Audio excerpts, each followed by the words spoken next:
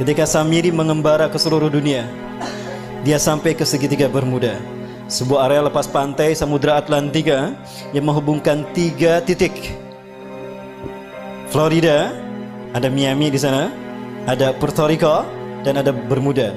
Segitiga ini adalah tempat di mana Ajazil membangun istananya dari kristal cahaya.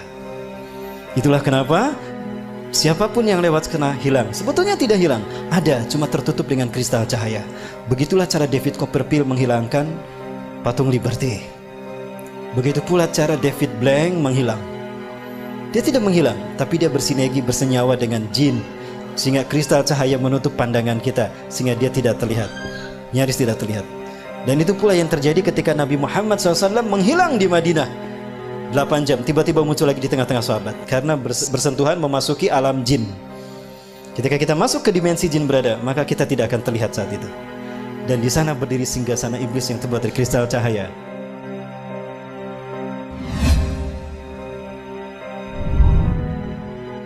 Mereka bergerak menguasai dunia dalam 3 ranah: simbol, ritual, dan arsitektur. 3 ranah ini mereka sentuh. Kata kunci kita, api dan matahari. Ya, tadi dikatakan, karena engkau telah menghukum aku tersesat, aku akan sesatkan manusia dari jalanmu yang lurus, dari Shiratal Mustaqim. Artinya akan ada sosok lain yang disembah selain kau. Itu adalah Dewa Matahari, dan dia berhasil. Di zaman Nabi Ibrahim, dia menjadikan Raja Namrud sebagai Dewa Matahari. Betul? Lihat Nabi Ibrahim. Oh, ini bintang Tuhanku. Begitu menghilang, oh bukan. Oh, ini bulan besar. Ini Tuhanku. Oh, bulan. Bukan. Berarti bulan bukan Tuhan. Oh, ini matahari lebih besar, tapi matahari pun tenggelam. Oh, berarti bukan Tuhan. Itu apa maksudnya? Nabi Ibrahim untuk menunjukkan kalau bulan, bintang, dan matahari bukan Tuhan. Itu hanya benda langit, tanda kekuasaan Allah. Allah lah Tuhan kita. Artinya konsep penyembahan kepada Tuhan sebagai Dewa Matahari sudah ada sejak zaman Nabi Ibrahim. Berhasil Ajazil. Persia, Iran, ya, kaum Zoroaster menyembah Dewa Matahari. Raja yang mereka sembah adalah Dewa Matahari, Ahura Mazda. Penyebar pemuka agama Zoroaster disebut Magi. Cara mereka mendakwahkan Zoroaster, Magi ini dengan cara sihir, magic. Ke dalam bahasa Arab menggunakan sin, jadi majusi. Maka ketika mereka merayakan hari besar mereka, mereka selalu menyalakan mercon. Maka ketika umat Islam merayakan pergantian tahun baru Masehi, saat itu mereka disesatkan 3 agama. Ingat, tahun Masehi dibuat oleh seorang biarawan Katolik, Dionysius Exiguus. Dia adalah biarawan Katolik yang ditugaskan oleh Vatikan untuk membuat penanggalan Masehi yang titik tolaknya Natal. Maka dibuatkanlah penanggalan tahun Masehi yang diberi nama kemudian Anno Domini. Tahu apa arti Anno Domini? Tahun Anno Domini artinya tahun Tuhan kita. Kita Romawi. Siapa Tuhan Romawi? Yesus Kristus. Berarti tahun Anno Domini adalah tahun Yesus Kristus. Lalu dirayakan pergantian tahunnya oleh umat Islam. Apakah umat Islam tidak murtad? Satu, ketika umat Islam euforia merayakan pergantian tahun Masehi, saat itu mereka itiba kepada kaum Nasrani. Lalu mereka merayakan dengan meniup trompet. Lihat Yahudi, mereka merayakan hari besar mereka dengan meniup trompet. Betul? Saat itu pun Yahudi diikuti oleh kaum muslimin.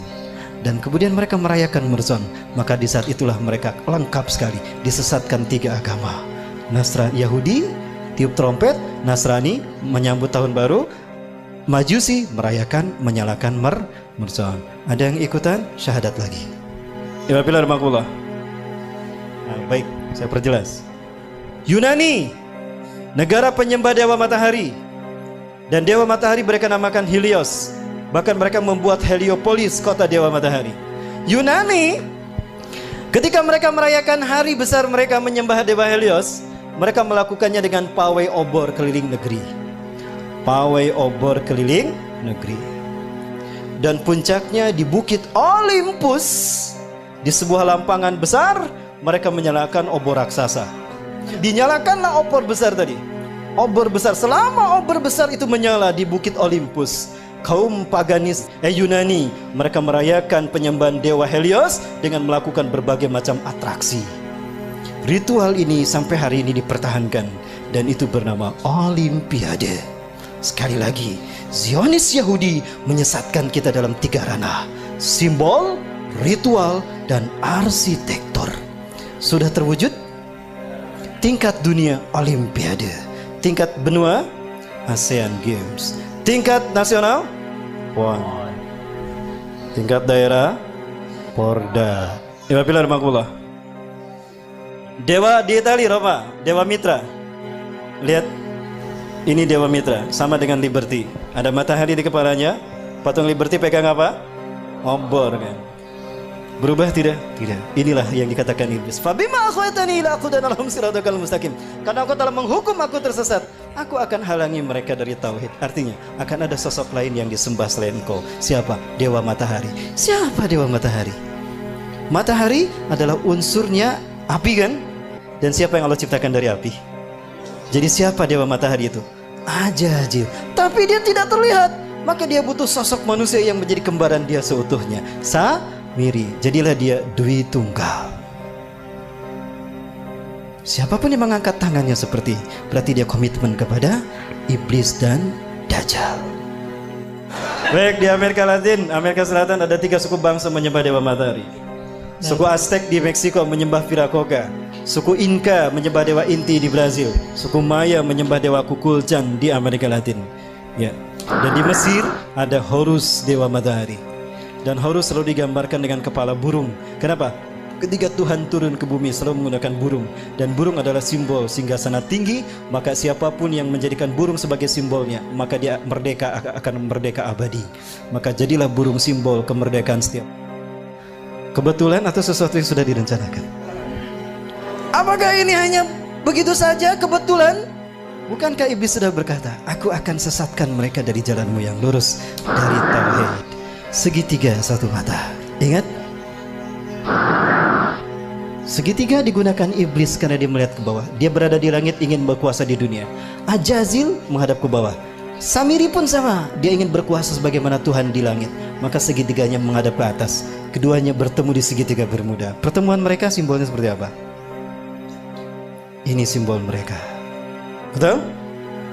Dari sinilah filosofi pertemuan iblis dan Dajjal, yang kalau disimbolkan dengan tangan seperti ini. Dan ini angka 11. Dan kembar, itulah WTC 911. Menggeser nama keberadaan Tuhan. Kecelakaan, kecelakaan, call 911, call 911. Tuhannya hilang. Musibah, musibah, call 911. 911 yang disebut Tuhannya hilang. Keberadaan Tuhan digeser. Yang pertama disebut manusia ketika terjadi musibah kecelakaan. 911. 9 tambah 11 berapa? 11. 9 tambah 1 10. 10 tambah 1 11. Itu simbol pertemuan iblis dan Dajjal yang mengaku maha tinggi. Dan itulah WTC. Dan WTC dihancurkan di titik balik pertama di milenium ketiga. Milenium ketiga itulah yang disebut dengan Y2K. Kepada dunia, dunia latah, bahkan negara Arab termasuk Indonesia, kami siap menyambut Y2K. Betul? Di tahun 2000 tuh, we are ready to visit Y2 km. Padahal Y2K syarat berbau muatan ideologis. Y2K bagi orang Kristen adalah singkatan dari Year of the Jesus Kingdom. Dan Y2K bagi Yahudi adalah Year of the Jewish Kingdom. Artinya 1000 tahun terakhir sebelum hari kiamat. Itu adalah tahun bagi berdirinya singgasana Tuhan di muka bumi. Cirinya apabila sapi berwarna merah sudah lahir. Sudah lahir belum? Berarti Tuhan yang mereka tunggu-tunggu akan tiba. Allahu Akbar. Sebentar lagi Dajjal sudah muncul. Disinilah iblis dan Dajjal bertemu. Dan mereka membuat kesepakatan. Inilah kesepakatan yang mereka buat. 1, kita hancurkan Islam dan kaum muslimin. Karena hanya Islam yang menghalangi kita. Maka apapun caranya, Islam dan umat Islam harus dimusnahkan. Yang kedua, kita berjuang kepada manusia untuk menunjukkan kalau Tuhan telah salah pilih. Tuhan telah berbuat salah. Begitu kan? Ini filosofi siapa kalau bukan filosofi Ajazil? Ya, maka dendamnya kepada umat Islam.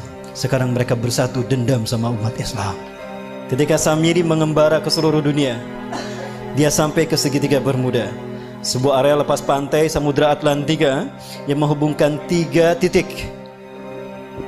Florida, ada Miami di sana, ada Puerto Rico, dan ada Bermuda. Segitiga ini adalah tempat di mana Ajazil membangun istananya dari kristal cahaya. Itulah kenapa Siapapun yang lewat kena hilang. Sebetulnya tidak hilang, ada, cuma tertutup dengan kristal cahaya. Begitulah cara David Copperfield menghilangkan patung Liberty.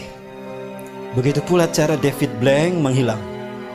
Dia tidak menghilang, tapi dia bersinergi, bersenyawa dengan jin, sehingga kristal cahaya menutup pandangan kita, sehingga dia tidak terlihat, nyaris tidak terlihat.